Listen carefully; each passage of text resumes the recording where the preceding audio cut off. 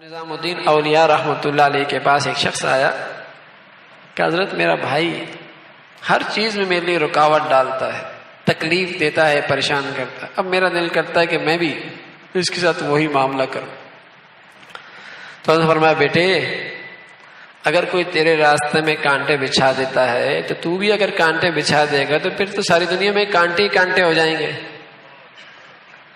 ایسا کر وہ کانٹے بچھا دے، تو اس کے ساتھ خیر خائی کا معاملہ کر، وہ کانٹے ہٹا لے۔ اگر جیسے وہ کر رہا ہے ویسے میں بھی کروں گا تو پھر تو نفرتیں پھیلیں گی نا، پھر تو دل ٹوٹیں گے۔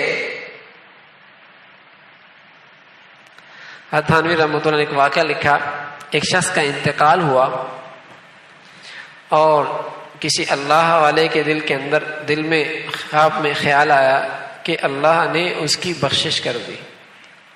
یہ کوئی حدیث تو نہیں ہے، قرآن نہیں ہے، لیکن عبرت کے لیے بس اوقات یہ چیزیں ہو جاتی ہیں۔ اللہ رب العزت کسی کے دل میں ڈال دیتا ہے، سچی خواب آ جاتی ہے۔ تو اس نے پوچھا کہ اللہ نے کیا معاملہ کیا ہے؟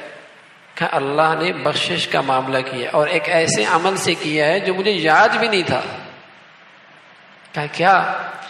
کہ ایک مرتبہ میری عورت نے میرے ساتھ ایسا رویہ اختیار کیا کہ میرا جی چاہا کہ میں اسے طلاق دے دوں، لیکن میں نے پھر سوچا کہ ہے تو یہ اللہ کی بندی، اللہ کی بندی کو درگزر کر دو۔ فرمایا اللہ کو یہ عمل اتنا پسند آیا کیونکہ خالص اللہ کے لیے تھا، تو اللہ رب العزت نے فرمایا دنیا میں تو نے میری بندی کو معاف کر دیا، آج میں نے تجھے معاف کر دیا۔ ارے اللہ کے لیے کیا مشکل ہے؟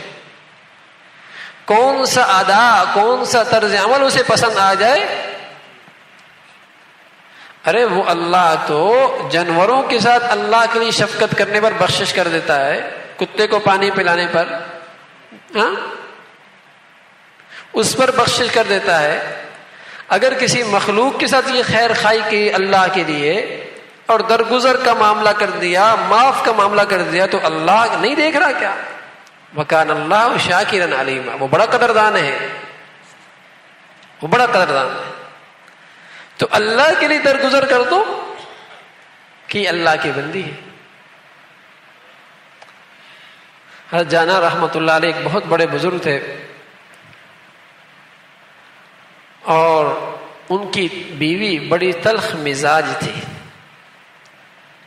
تو ایک مرتبہ اپنے شاگرد کو بھیجا تو اندر سے جواب بڑا سخت آیا، تمہارا استاد ایسا، تمہارا بزرگ ایسا۔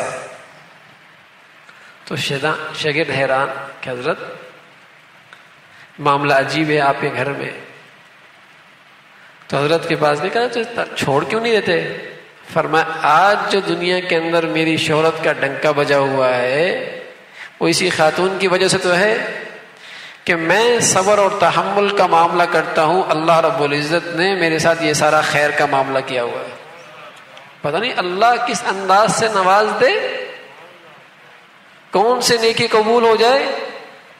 ارے کیا پتا تمہارے اسی اچھے اخلاق کی برکت سے تمہارے گھر کے اندر برکت کے دروازے کھل جائیں،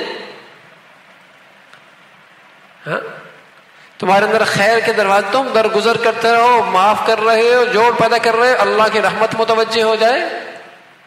لیکن اب ادھر سے پتھر آتا ہے جیسے اینٹ کا جواب ملتا ہے، تو پھر نفرتیں۔ اور جب گھروں میں یوں نفرتیں ہوتی ہیں تو پھر یاد رکھیں ایسے گھروں کے اندر رحمت کے دروازے بند ہو جایا کرتے، برکتوں کے دروازے بند ہو جایا کرتے۔ توڑ پسند نہیں اللہ کو، بغض پسند نہیں، کینہ پسند نہیں، اختلاف پسند نہیں۔ اس لیے میرے عزیزو ہم اپنی زندگی کا جائزہ لیں کہ ہم اخلاق کے کس مرتبے پر فائز ہیں، اللہ کے لیے درگزر کر دیا گیا۔